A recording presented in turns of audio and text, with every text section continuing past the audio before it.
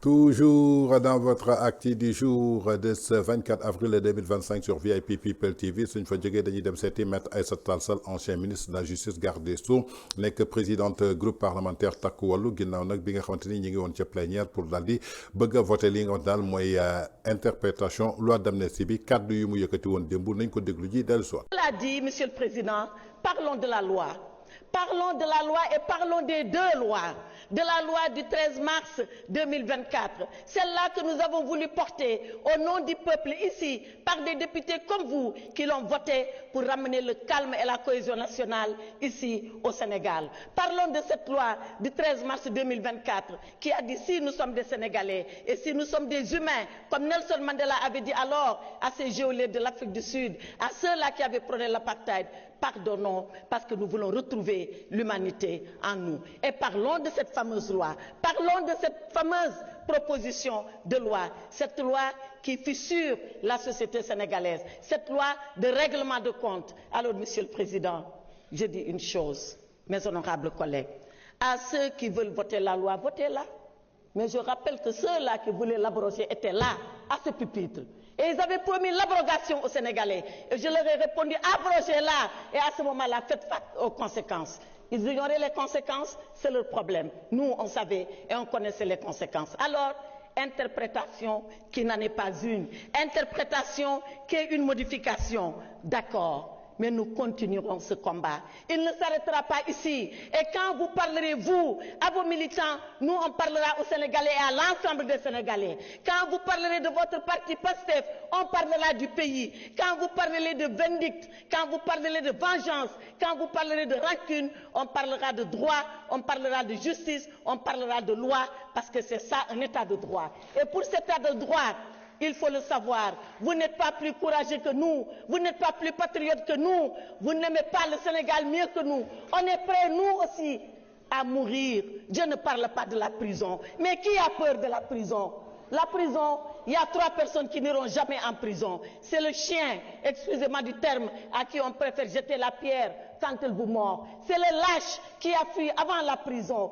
Et c'est celui qui est dément et qui est inconscient. Alors, chez nous, il n'y a ni chien, il n'y a ni lâche, il n'y a que des courageux.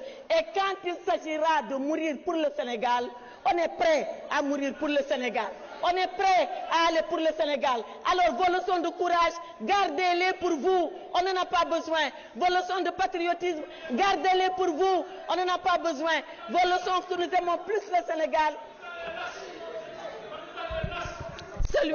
Babacar, s'il vous plaît. Babacar Ndiaye, vous n'avez pas droit à la parole. Allez. La lâcheté, c'est quand on a le privilège de parler de quelqu'un qui n'est pas là et qu'on se met à dire des choses qu'on n'oserait pas dire devant lui. Babacar, si vous insistez, je vous Alors, évacue. je prends le peuple sénégalais à témoin. Arrêtez. Et je dis à ce peuple vaillant, je dis à ce peuple courageux, je dis à ce peuple qui jamais n'a oublié son histoire, regardez ce qui se passe ici, à l'Assemblée nationale. Et demain, l'histoire le notera. Demain surtout, la vérité éclatera. Faites ce que vous avez à faire. On continuera de faire, nous, ce que nous avons à faire. Combattez et on combattra pour la vérité. Et on va se retrouver. On se retrouvera et on se retrouvera dans le vrai. Seule la lutte libère, mais seule la vérité libère. Et libère plus que la lutte. Et le Saint-Coran, l'a dit, et je termine par là, Monsieur le Président, alayhi sallahu bihakmil hakimin. Dieu est le seul juge et Dieu jugera en tout. kon ñoo ko déggandoo muy ay kàddu yoo xamante ni maître Aïssata Tall Sall yëkkati na ko ginnaaw ba mu nekkee ca plénière ba bu nga xamante ni moom lañ bëggoon voté lii nga xamante ni mooy interprétation loi d'amnistie bi Amadou Ba député Pastef proposé woon conseil constitutionnel daal di koy rejeté. Je crois que tey kii di Aïssata Tall Sall am na ndam ci kaw député yi nga xamante ni ñoo nekkoon assemblée nationale muy li nga xamante ni mooy loi bi nga xamante ni déppoon nañ ko muy mars 2024 pour que ñu indi cohésion indi jàmm fii ci réew mi ak loi bi nga xamante ni interprété nañ ko indiwaat ko assemblée nationale le 2 avril avril 2025 pour que ñu daal di koy xoolaat que pour voter ko su ko defee ñi nga xamante ni tey ji ñoom la ñu bëggoon topp yoon topp leen ñeneen ñi ñuy jéggal leen ndaxte lan moo leen manifesté woon parce que dañu amoon motivation politique Aïssata Tall Sall dafa mel ni li mu doon wax bërki démb doon ko wax démb moom le conseil constitutionnel daal di dëggal tey ji daf ko tënk ci li nga xamante ni mooy loi alors que li nga xamante ni gisoon nañ ko assemblée nationale jàppoon nañ ko daal loolu nga xamante ni bëgg nañ koy di du dara lu dul maanaam benn règlement de compte boo xamante ni làq doom dóor doom alors que nag conseil constitutionnel jël na décision bi nga xamante ni moo gën ci sénégalais yëpp